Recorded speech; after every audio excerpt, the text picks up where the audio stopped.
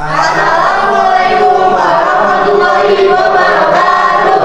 Kami dari kelompok 2 akan mempersembahkan cerita Amangkurat Amangkurat karya Gunawan Muhammad. Penasaran dengan ceritanya?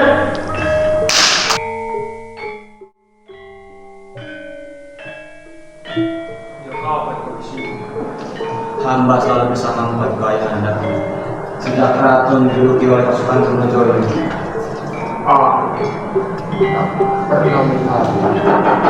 Tentu, paduka ayah anda terbaring kering di dalam tanah. Aku di sini bersama sisa-sisa pasukan Mataram. Kami non-friend. Mengapa kau datang kemari? Paduka ayah anda sakit. Aku ingin bersamamu dan aku ingin menjagamu. Dan jangan. Tak perlu merasa. Tak lama lagi kau akan melihat kematian. Saat ini seperti penjara. Aku seharusnya tidak meninggalkan istana. Aku seharusnya bertahan di Brand. Dan kau seharusnya tidak di sini. Kau seharusnya merebut kembali Mataram dan membunuh Trunojoyo. Aku malu. Sakit ini akan membuatku mati dan memutuskan semuanya. Jadi, apa yang akan kau lakukan setelah aku mati?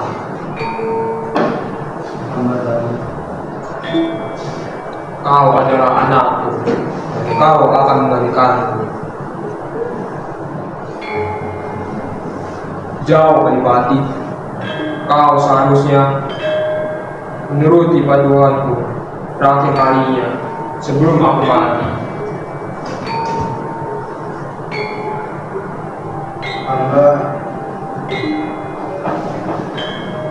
Aku ingin tahu apa jawaban. Jawab Adipati. Kau seharusnya mematuhi aku sebelum aku mati. Hamba berjanji. Jangan ikuti dua orang. Tak ada gunanya. Raja akan mati, orang tua akan mati, dan pengikutnya akan mati. Hamba akan merebut kembali Mataram. Hamba akan membunuh Trunojoyo. Kau ingin bunuh Trunojoyo, bukannya kau seharusnya bersekongkol dengan Trunojoyo, orang sampah itu. Ada gunanya kamu dia. Hamba Sudah, cukup. Aku lelah. Panggilkan pengawal.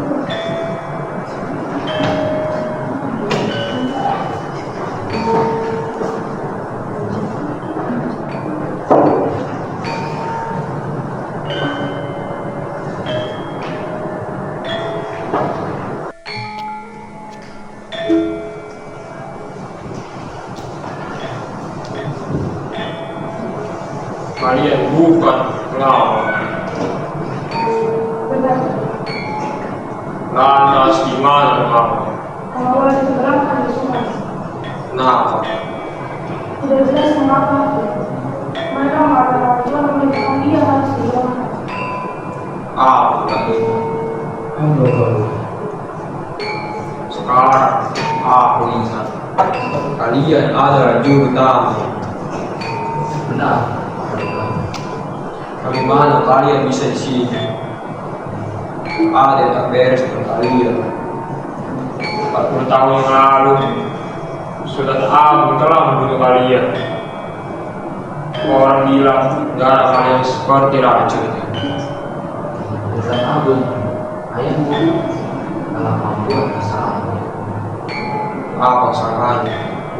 Ya, tapi sebelum Mataram pun raja-raja itu mengapa begitu? Apa yang mereka buat? Apa yang katakan?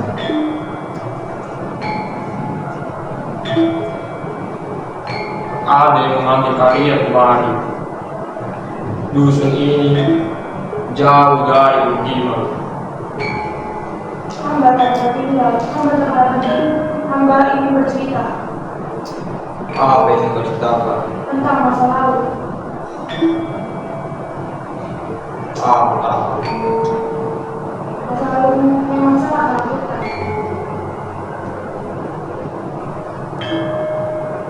Aku tahu.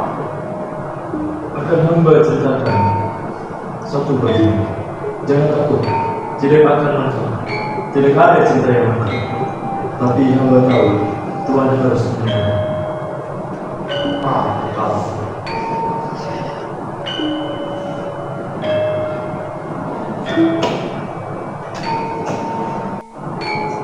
Bukan karena itu, Tuhan ingat, dia tahu bahwa ayahnya begitu berkuasa, tapi kekuasaan itu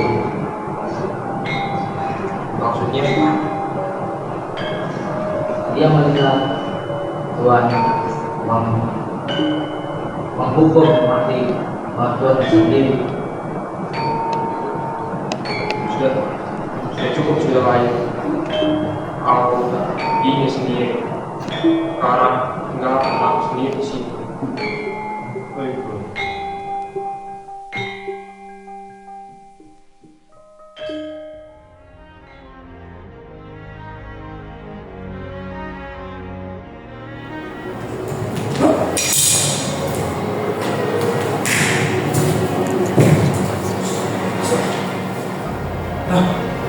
Tentu saja kau cepat lelah, Rahmat.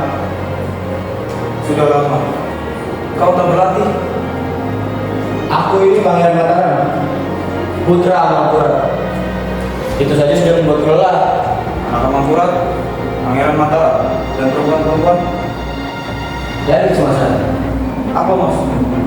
Ya, perempuan kecemasan. Itu menambah hantu. Harusnya aku menghindar. Hindar, kau bukan menetapa, Rahmat. Kau adalah anak Amangkurat. Kita adalah anak Amangkurat, Raja. Kita harus menanggung semua ini. Ayo menanggungkan kita. Ya. Ayah, Raja. Dia membenciku sejak kecil. Mungkin dia menganggapku sebagai sainnya.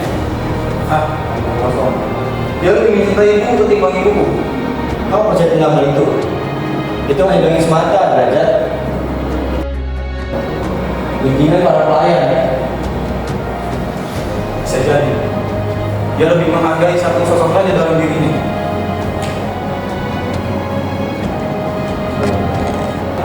Di antara semua manusia, dia yang terpilih. Dia yang dipilih untuk menerima wahyu itu. Dari langit. Langit. Apa maksudmu dari langit, pendapat? Kau harus percaya tentang apa yang turun dari langit, Derajat. Majapahit, Singosari, sampai ke Pajang, semuanya hancur. Amangkurat itu seperti Tuhan, Derajat. Hanya dalam satu hal dia seperti Tuhan, cemburuan. Bentar. Apa kau? Ayo Rahmat, kita latihan lagi. Sudah cukup. Aku sudah melihat kemampuanmu, Pak. Dalam pertandingan dia lalu, Bukan. Dalam pertempuran kelak. kau yakin kita akan saling bermusuhan? Sudah pasti, Derajat. Kita akan saling membunuh demi sebuah tahta.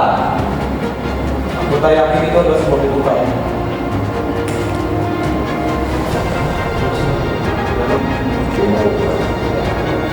Lalu apa?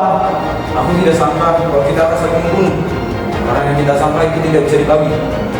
Bahkan dengan hal yang kita sangka itu sudah terjadi. Apa maksudmu, Derajat? Maksudmu Mataram? Bukan, antara makan hancur. Lalu apa? Dan sesuatu yang datang dari langit yang kau sebut itu suatu keajaiban. Itu juga butuhkan, Derajat. Kekuasaan memintamu untuk datang dan menikmatinya. Mungkin kau yang akan berkuasa. Dan mungkin kau yang lebih. Aku ini.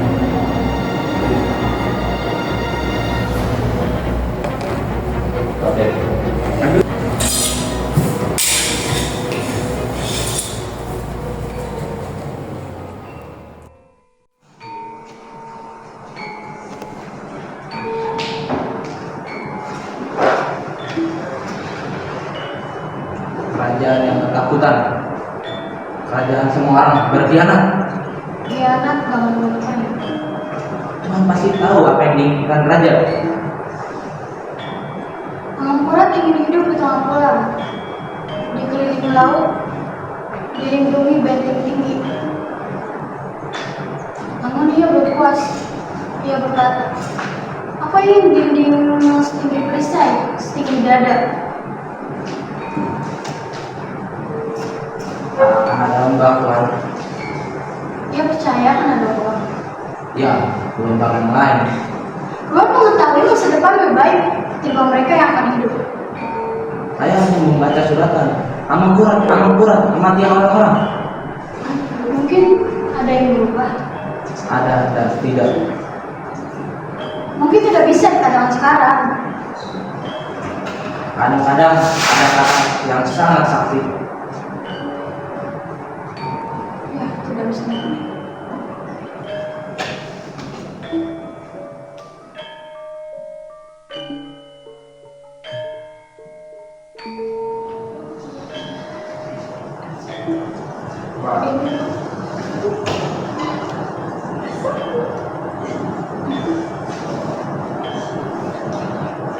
Kau terutama, Enggak, tapi mungkin kamu selalu di sini. tidak, kita tidak seharusnya itu. Aku ingin bertemu dengan Samoyi lagi. Samoyi? Anak perempuan itu mati. Iya, dia diharuskan untuk mati. Kau tahu yang Samoyi katakan setelah dia tahu dia harus mati? Amangkurat? Amangkurat menyuruh orang untuk menyampaikan keputusannya. Lalu diam-diam Samoyi mendengarkan dan dia berkata, aku tidak akan mati untuk raja, tidak akan mati untuk pangeran, dan tidak akan mati untuk laki-laki yang hanya bisa berkata Tita, Tita. Kau tahu apa itu? Dia juga berkata dia tidak masuk hitungan. Laki-laki itu berbeda Amangkurat. Ya, baginda raja merasa kesal dikhianati oleh putranya sendiri. Putra mahkota berani merebut Samoyi dari genggamannya. Itu dusta. Mereka hanya ingin yang ada hanya Mataram di atas perempuan muda yang cantik.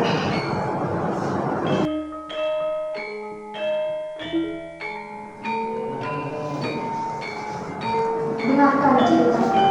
Duduk lagi. Pada hari itu, ayahku memanggilku. Hei, kau harus meninggalkan rumah. Kau akan diserahkan oleh pangeran Bukit. Jangan takut, kau akan dimuliakan di seluruh Surabaya. Dia mertua Raja Mataram. Aku terlalu kecil untuk tahu mengapa di saat umurku 12 tahun. Namun, aku tersadar. Ayahku seperti masalah Surabaya lain. Ia siap mempersembahkan apapun kepada Raja Mataram. Apakah aku persembahan? Bukan, aku bukan persembahan. Ayahku merupakan aku kepada Amangkurat itu untuk dijadikan istrinya. Rajaku bukan manusia biasa juga raja. Mereka tak memberi, mereka hidup, berpuasa, dan menghitung. Mungkin aku hasil hitungan. Pada akhirnya, aku disimpan sampai siap dijadikan santapan seperti batu pedang. Aku yang batu pedang itu. Tidak, Ai. Kau perempuan yang direbutkan. Tidak, aku tidak diperebutkan. Aku merebut pangeran itu dari ayahnya. Aku mengasihinya. Kau merasa bersalah.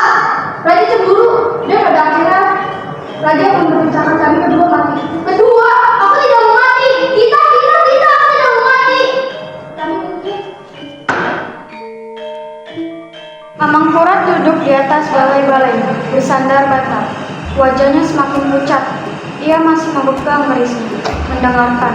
Ketika Jurutaman mengucapkan kalimat-kalimatnya, Amangkurat berangsur menghilang dari pandangan penonton.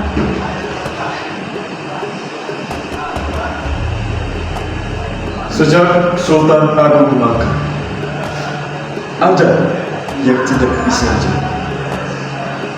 Aura masih tersisa dari Siti Hinggil sampai hamparan pasir di selatan.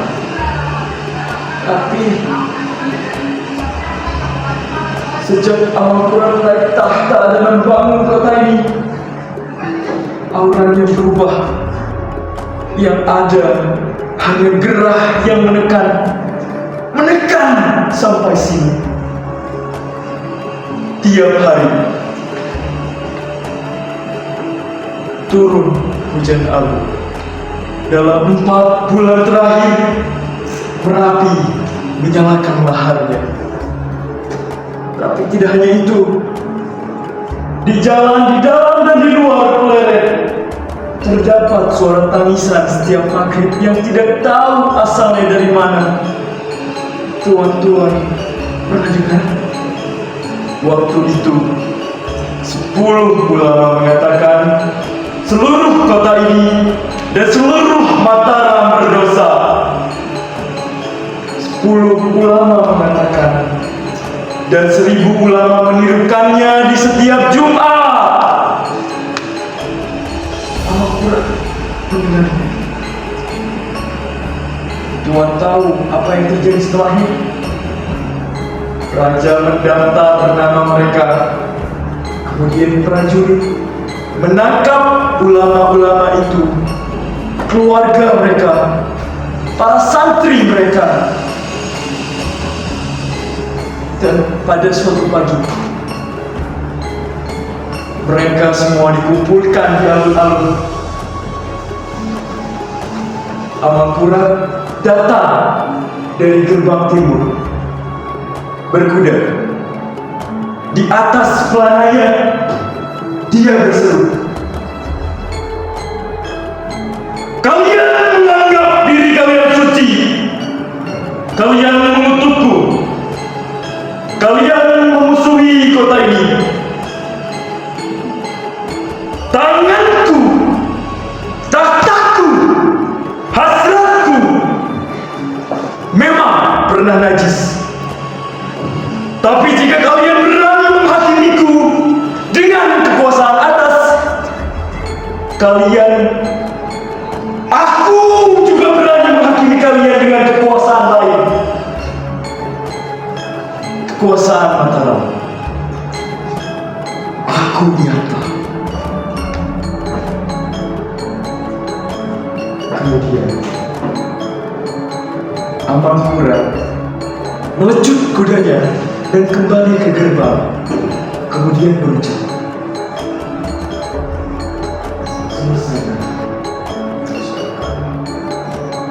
"Selesaikan ucapnya." Di detik itu, meriam ditembakkan dari benteng sebuah isyarat. 170 algojo yang sudah disiapkan dalam 1,5 jam, 5.000 nyawa. 5.000 nyawa dipenggal atau ditikam. Juga anak-anak dan perempuan.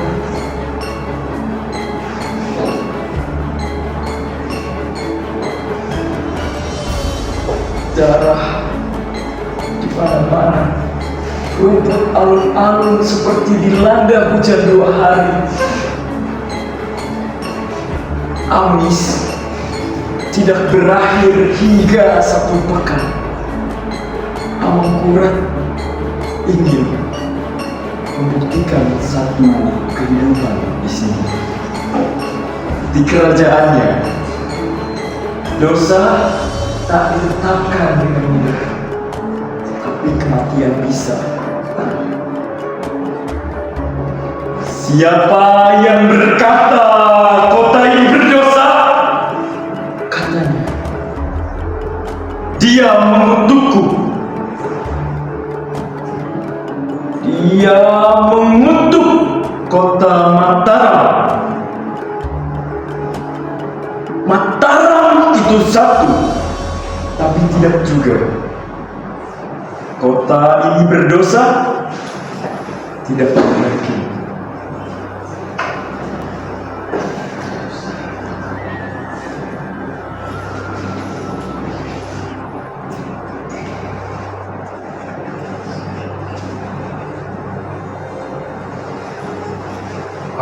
lagi yang ingin berbicara.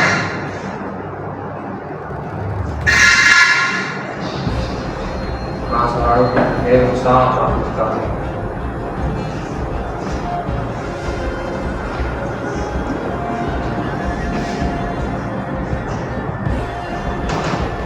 Dengan saja masih panas.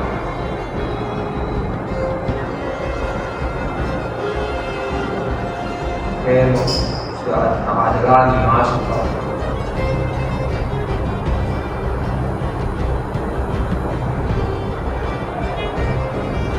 Tidak menerima.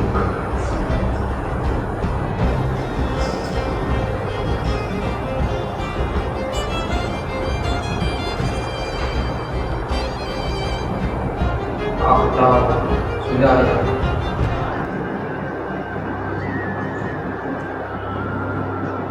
Kau sebenarnya mengetahui, tapi tak ingin mengubahnya. Kau percaya pada nasib, Hamba tidak menganggap seperti itu. memang nasib tak penting. Tapi aku hanya ingin tahu, adalah depannya akan saling membunuh atau tidak saling membunuh. Masuk banyak sudah ada, dan kau yang mati-mati. Aku heran kenapa. Hamba tidak ingin.